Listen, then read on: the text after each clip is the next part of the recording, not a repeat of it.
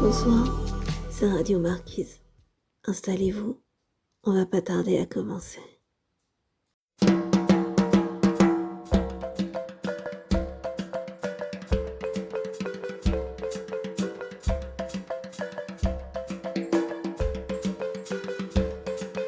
Liberté, j'écris ton nom. Sur les peaux de bêtes tendues, sur les cymbales nues, sur les cordes de la kora, sur les fils du ngoni, sur les notes et sur la voix, sur la mort et sur la vie.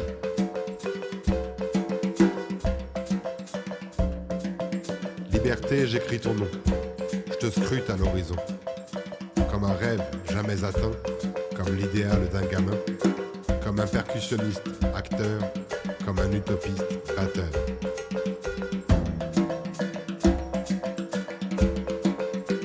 Liberté, j'écris ton nom. J'en oublie mes peurs. Peur de te voir disparaître là où tu viens d'apparaître. Peur de ne pas te recroiser sur le chemin. Oh, liberté. J'écris ton nom comme un poème. Je vis ma vie comme une bohème. Ne sois pas blême de mes sottises. J'écris ton nom comme un emblème. J'écris ton nom, te dis je t'aime. Oh, liberté qui est en crise. Liberté, j'écris ton nom.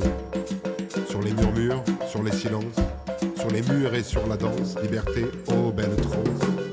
De ma musique une évidence, faire de ces bruits et de ces sons des songes et des rêves en action, des rêves et des songes d'émotion. J'ai la musique pour décrire, oh liberté, ton joli nom. J'ai la musique pour écrire ton prénom, ton pseudonyme. Pour des rimes, t'écrire un hymne. Oh liberté, j'écris ton nom. Reprendre des loirs, se coucher tard, comme un acte de résistance. Reprendre des loirs, être bavard, comme un acte de silence. Reprendre des loirs sur mon buvard et faire une tache d'encre. Liberté, j'écris ton nom, comme une onde, une émotion. Pour ce soir, j'aimerais vous présenter un ami poète, slameur, qui me tient particulièrement à cœur, qui s'appelle Mathieu Ballaria et qui a entre autres son groupe Père Fola et puis plein d'autres projets, parce que Mathieu c'est ça, Mathieu c'est plein de projets, c'est plein d'énergie, c'est l'animation de plein de scènes partout où il peut. C'est une voix qu'on peut pas oublier. On la croise une fois, la voix de Mathieu, et elle reste là à l'intérieur, elle vibre longtemps.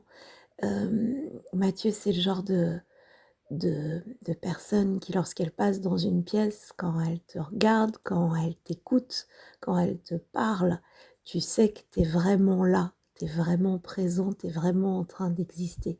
C'est très très important que des êtres comme Mathieu marchent sur cette terre et nous rappellent que nous sommes de grands arbres précieux, importants, avec des racines, certes, mais aussi des branches, des feuilles, des fleurs, des fruits. Mathieu, c'est vraiment quelqu'un de fondamentalement inspirant. Et puis on va écouter un petit peu tout ce qu'il a à vous dire de son parcours et de son actualité avant de réécouter encore un peu de musique. Et nous avons déjà eu le loisir d'écouter son premier titre, Liberté, et on se doute bien que chez une personne comme Mathieu, c'est très important. Mathieu, dis-nous en plus, dis-nous tout sur toi. Salouété, moi c'est Mathieu Ballaria. Je suis membre du groupe Père Fola, je suis slammer au sein de ce groupe qui fait de la musique du monde avec percussion, batterie, hangpan, ngoni. Voilà, c'est assez facile à trouver sur les réseaux et on espère jouer partout chez vous. Mon blaze sur les scènes, ça a souvent été Soi-disant fou, mais Soi-disant fou, c'est aussi le nom d'une première pièce de théâtre que j'ai écrite. Le premier projet d'écriture qui m'a semblé abouti quand j'avais 17 ans. Cette pièce, elle va revoir le jour dans 2-3 semaines par la publication d'un EP éponyme. Donc ça sera l'EP SDF avec Cette pièce radiophonique qui dure 22 minutes et qui nécessite un petit temps de disponibilité pour en profiter. Mais voilà, c'est l'idée du projet, faire quelque chose où on pourrait mêler, où on avait envie de mêler avec Florian Vergnol nos capacités, nos connaissances qu'on est en train d'affûter sur le logiciel Ableton, c'est la musique de traitement de son, et faire un projet voilà, théâtralisé mais radiophonique, avec tous les bruitages faits maison, l'ambiance sonore créée par Florian, le texte que j'ai écrit, qu'on se partage tous les deux, et un mixage par Antonin Largillière. Et à la suite de cette EP, vous le verrez, il sortira bientôt, il y aura 4 morceaux, et je reviens un peu à mes premiers amours, à mes premières tentatives artistiques et d'écriture. Après Soi-disant fou, il y avait eu dans ma vie une période un peu rap, où j'avais fait un album sous le blaze NB Al Eden, et l'album s'appelait Slam Alaikum. Voilà, donc ça c'est un petit album qui était resté confidentiel. Il y a peut-être eu, je sais pas, c'est difficile à quantifier, parce qu'il y avait les graveurs de CD qui tournaient pas mal à l'époque, mais moi j'ai dû distribuer une quinzaine ou une vingtaine d'exemplaires de ce petit projet fait maison. J'avais aucun moyen, aucune connaissance, mais c'était très amusant de le faire. Et voilà, tout ça pour dire que j'ai renoué avec cette envie de slam rap, on va dire. C'est comme du spoken word, mais c'est sur des musiques électroniques, en tout cas composées avec la magie d'Antonin et ses facultés avec son ordinateur et la MAO. Donc voilà, vous découvrirez ça bientôt. Vous pouvez m'entendre avec le groupe Perfola dans notre album Des murmures à haute voix. Il y a aussi le projet Décompte que j'ai mené avec Stéphane Johannet, sur lequel Antonin nous rejoint pour la technique, et on a le plaisir d'accueillir une chansigneuse, Célia, qui va donner une autre dimension inclusive, poétique, de par le côté visuel de sa langue, mais de sa poésie et de sa danse, voilà, de tout ça. Donc là, je suis sur 3 projets, ces 3 projets principaux. Puis je compte, parce que j'essaie de mettre de côté tous les projets que j'ai en tête et que j'aimerais pouvoir faire sortir par la suite, voir sortir par la suite. Voilà, donc on vous dit à bientôt pour un concert de Perfola, ou à bientôt derrière votre PC, votre chaîne Hi-Fi pour ceux qu'on a encore, derrière votre lecteur MP3, derrière votre téléphone, sur les plateformes de streaming, pour découvrir l'EP Soi-disant fou. Et si vous êtes un peu fou ou un peu folle, n'hésitez pas à rester 22 minutes sur le premier morceau, qui est une pièce radiophonique, mon premier travail d'écriture que j'estime abouti. À votre bon cœur, messieurs, dames. Non, pas Saran. Ils ne passeront pas. Ils ne passeront pas. Génération 83, je suis né après la FM. Je ne risquais pas une mort ordonnée par l'État pour blasphème, folie ou poème. À 21 avril, à l'aube de mes responsabilités, j'écrivais déjà sur le fil des chants de révoltés. Après mes premiers engagements, les doux combats d'adolescents, ma première élection fut présidentielle, et comme Icare, j'ai brûlé mes ailes. Il fallait croire aux utopies, broyer du noir pour ses idées. Mourir morglant, tant pis, brutale envie de militer.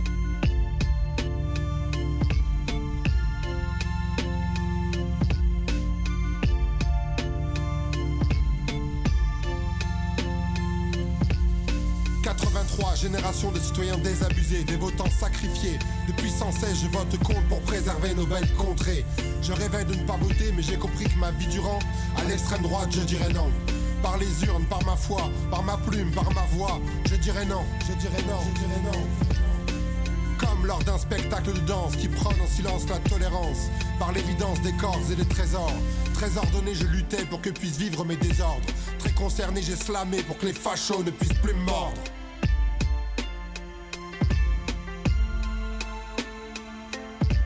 Regardez donc les corbeaux danser et entendez croasser les crasseux. C'est la Nakba de notre époque, la tempête bleue sur nos terres ocre.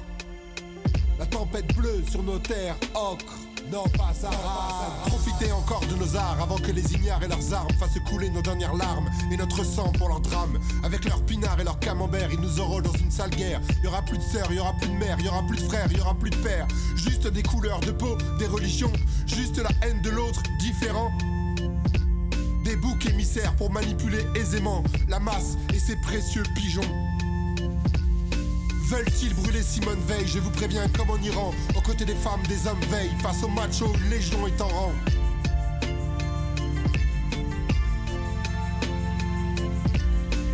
Veulent-ils appeler mon oncle ma tante puisque la différence les hante?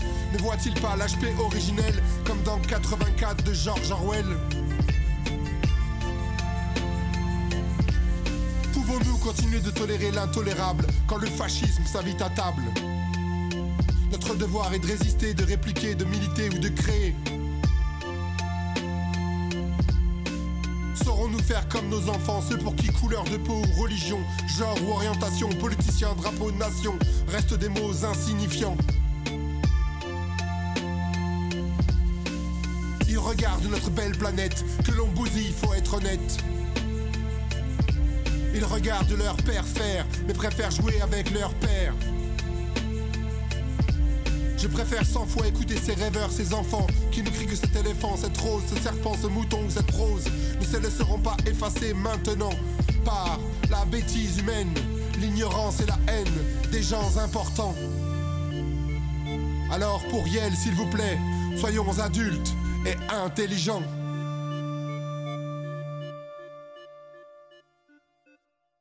Voilà, avec Mathieu, c'est toujours engagé, c'est toujours engageant. On écoutait Nova Saran et on a tout de suite envie de se mettre debout derrière toi, Mathieu. C'est toujours ça qui est vraiment incroyable avec toi.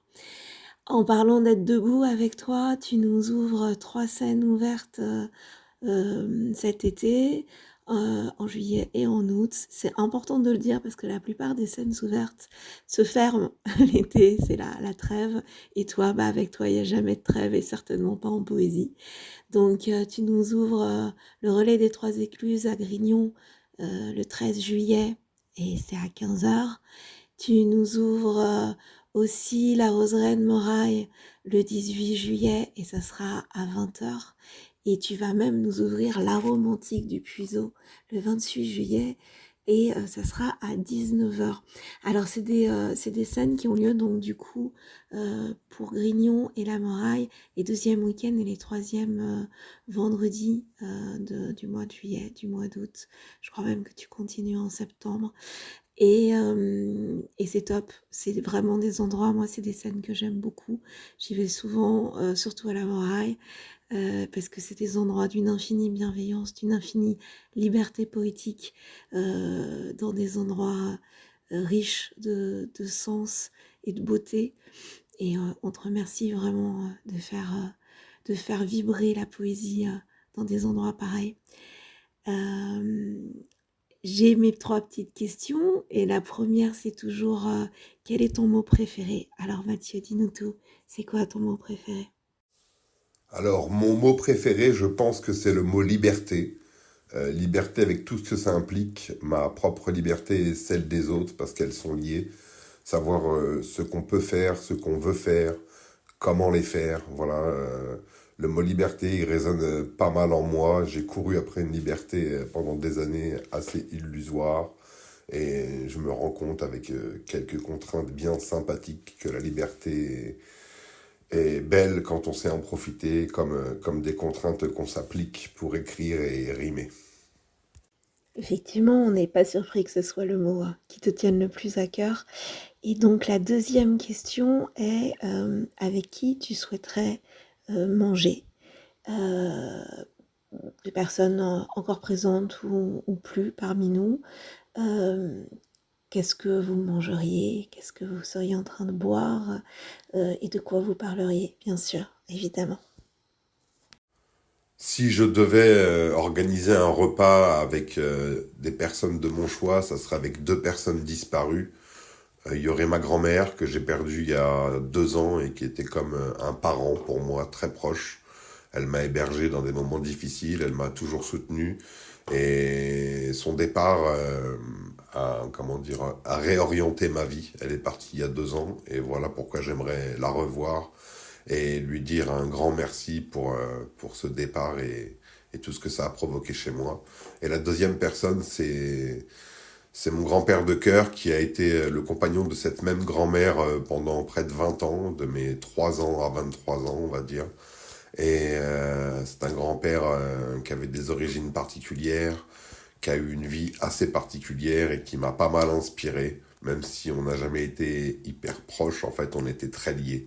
Et voilà, c'est Claude, Aïssa et Mamishka que j'aimerais convoquer pour un joyeux repas et leur dire merci et où j'en suis à 40 ans passés. Bien, voilà, merci beaucoup. On imagine bien ce beau repas avec ces personnes qui t'ont tant aimé, que tu as tant aimé, qui veillent sans aucun doute encore très fort sur toi. On va terminer avec ma question préférée. Mathieu, qu'est-ce que tu préfères ne rien faire? Je ne veux pas travailler. Voilà, je crois, ce que je préfère rien faire, c'est travailler avec une chaîne au pied. Et je l'ai fait pendant plusieurs années, peut-être que je le referai. Mais là, je goûte à la liberté et je me dirige vers un statut rêvé, un statut que j'ai espéré depuis que j'ai 17 ans, l'intermittence du spectacle. Et voilà, ce que je préfère rien faire, c'est travailler sans conviction, sans rêve, sans imagination. Je préfère écrire et slammer. We're going to have safe cities, finally, safe cities. Secure borders, sensible spending, basic stuff. And we're going to take Doge to Mars. Saluete, disaient les anciens de la Rome antique. Il n'y avait là point de salut hystérique ou fanatique. C'était un genre de shalom ou salam, où l'on prend le temps de se saluer l'âme. Ça semble tout de même navrant qu'un géant de la tech s'amuse avec ce geste en bombant les pecs et trouve ça amusant, sa main tendue comme un slogan.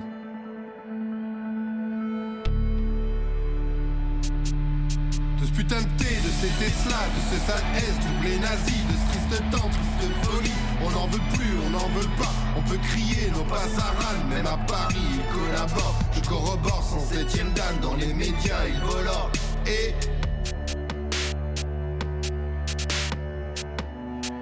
ça fait flipper l'état de ce monde où l'on oublie qu'il y a quelques secondes.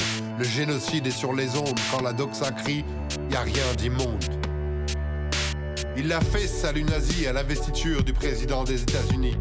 Et beaucoup trop l'ont défendu, sans souvenir et sans vertu. Quel est donc ce qui pique notre époque? Est-ce les fascistes ou les black box? Quelles sont nos craintes et nos visions?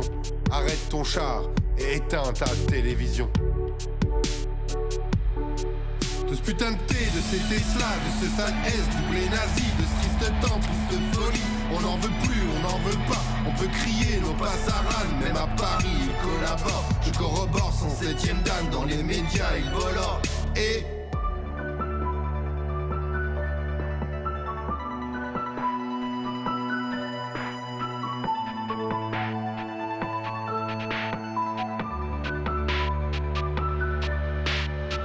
y'a rien de bon dans leurs bons mots, et encore moins chez cet idiot qu'a oublié l'intelligence de l'Asperger, sa diligence.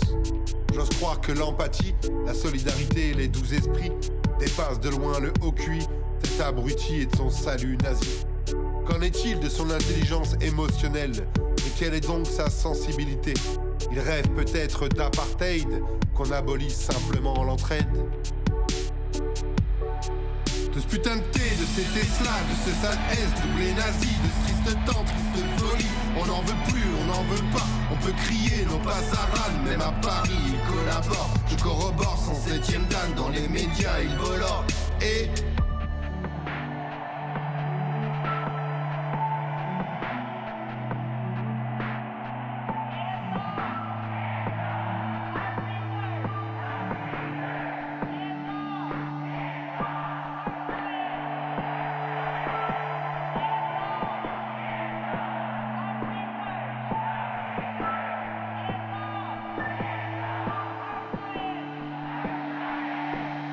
Je ne lui souhaiterais pas l'électrocution, à lui le maître de l'électrique.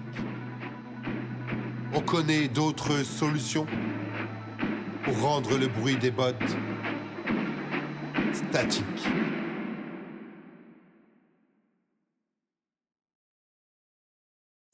Eh bien, merci Mathieu pour nous avoir ouvert tout ton univers musical, tous tes projets, toutes tes envies. Nous écoutions Fuck Elon, qui est plutôt explicite et ça fait quand même du bien aux oreilles, au cœur, de voir il y a une énergie contre toutes ces choses qui sont en train de monter, d'enfler et qu'on n'a pas du tout envie de voir éclore autour de nous, nous, ni pour nos enfants, bien sûr. Ça va être le moment de la lettre d'amour. J'ai pas eu le temps d'en recevoir de votre part, donc je vais vous lire une de mes lettres d'amour favorites, écrite par Boris Vian. Mais attention, attention, la prochaine fois, je veux absolument recevoir une de vous et je compte sur vous pour m'en envoyer tout plein, pour qu'on puisse faire tous les podcasts d'été avec des belles lettres d'amour. Oursi, ourson, Ursula, je voudrais que tu sois là, que tu frappes à la porte et tu me dirais « C'est moi, devine ce que je t'apporte » et tu m'apporterais toi. Depuis que tu es parti, j'ai de l'ennui tout autour, ça me ravage le foie beaucoup mieux qu'un vrai vautour et je ne sais plus quoi faire.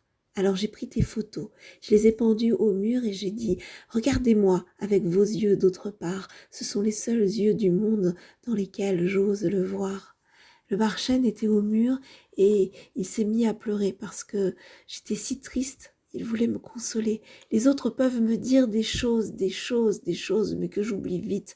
Toi, je sais ce que tu dis, je me rappelle ta voix, je me rappelle tes mots. Je t'ai suivi à la gare, je suis montée dans le train, mais il est parti tout seul.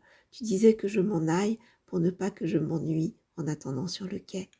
Plus jamais une seconde, plus jamais sans te toucher, savoir que tu es si loin, ne pas pouvoir y aller. Mais comme un pauvre imbécile, je disais, pour quelques jours, se séparer, c'est facile. Après tout, s'il arrivait que tu partes en tournée, il faudrait nous habituer. Mais tu vois, si j'étais bête, car on ne s'habitue pas à crever, même en 6 mois.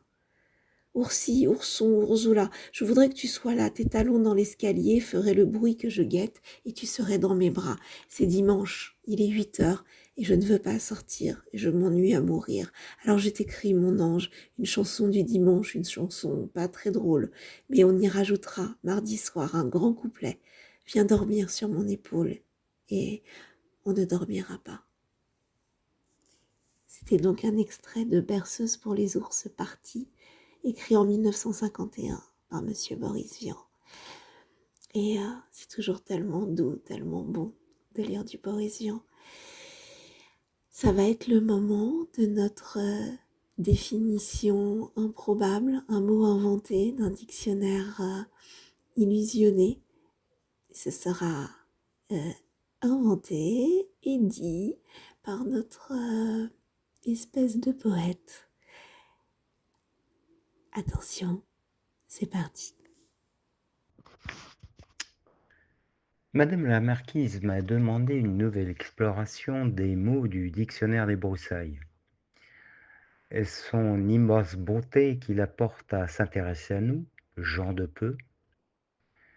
Nous ne pouvons, moi et le petit peuple qu'elle tente d'éclairer, que la remercier. Malgré les fortes mouillures provoquées par les récentes pluies qui ont bassiné plus qu'il n'en faut le feuillage des vignes, que je dois donc, dans les plus brefs délais, injecter de bouillie bordelaise avant de les essoumasser. Et comme je ne peux rien refuser à cette grande dame dont la prodigalité n'est plus à démontrer, voici donc un nouveau mot issu de ce dictionnaire improbable. Dégibositeur, du latin gibosum, renflement. Ancien métier pratiqué là où poussaient les roseaux destinés à devenir des instruments de musique. Le dégibositeur, après récolte et séchage des dits roseaux, cueillis en lune descendante pour une meilleure résonance, ôtait à l'aide d'un fin outil tranchant, appelé de manière familière un guillotin, la partie renflée qui existe entre chaque nœud du roseau, afin qu'il soit parfaitement tubulaire sur sa partie extérieure. Un bon ouvrier ayant de l'expérience était capable de dégibousiter, verbe du premier groupe, environ 50 futures flûtes à l'heure. À l'avènement de la mécanisation provoquée par l'apparition des moteurs électriques, cette profession a disparu, au profit d'un tour à dégibousiter, capable d'exécuter cette même tâche bien plus vite. On retrouve bien peu de traces de cette profession, hormis dans l'encyclopédie Diderot et d'Alembert, où quelques lignes y sont consacrées. Le musée des arts et traditions populaires de Saint-Sylvestre-Métrel, dans le Gard, conserve quant à lui une collection de 3 guillotins, donnés vers les années 1950 par Madame la comtesse de Carabin, issue d'une ancienne famille qui possédait au XVIIIe siècle une manufacture qui fit la fortune de la dite famille. C'était Radio Marquise et on vous souhaite de très jolis rêves.